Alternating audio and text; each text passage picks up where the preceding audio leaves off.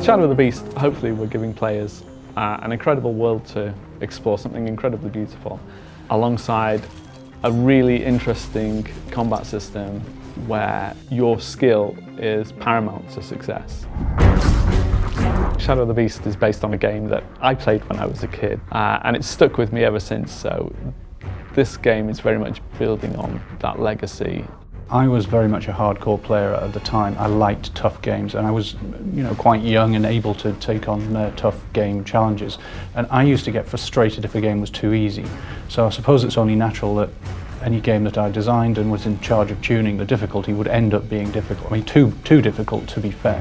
I've never seen anything like it before. It was like seeing this incredible alien world, this haunting music, all of this coming together, and it was the first game that walked away with me once I'd stopped playing it. The look and the feel of the game, really, there's two aspects to it. First of all is the pure art style of it, and that was probably just because I was a real fan of Roger Dean. I just loved that style, that fantasy style of artwork. But in terms of the look and the feel and how smooth all the graphics were in the game, that was very much from the arcade, because the arcade games at the time, everything ran in 60 frames a second, and all the games on home computer games rarely did. My name's Roger Dean.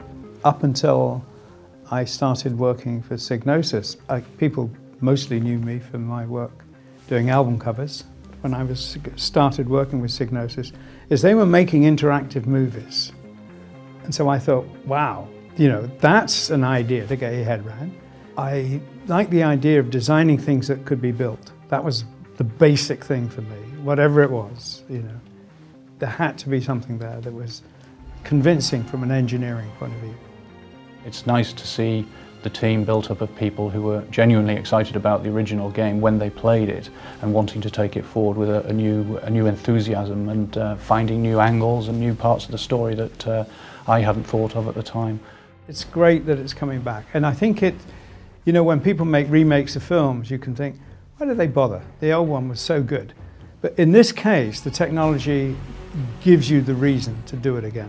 We've put in several Easter eggs that allow you little moments where you can experience parts of the old game. I don't know how far to go with giving away the secrets we're putting in, but again, they're hopefully there for people to discover and enjoy.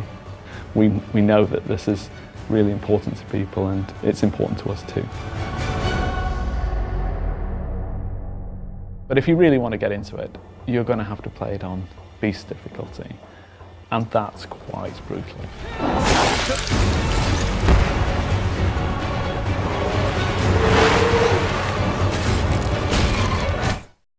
For the players.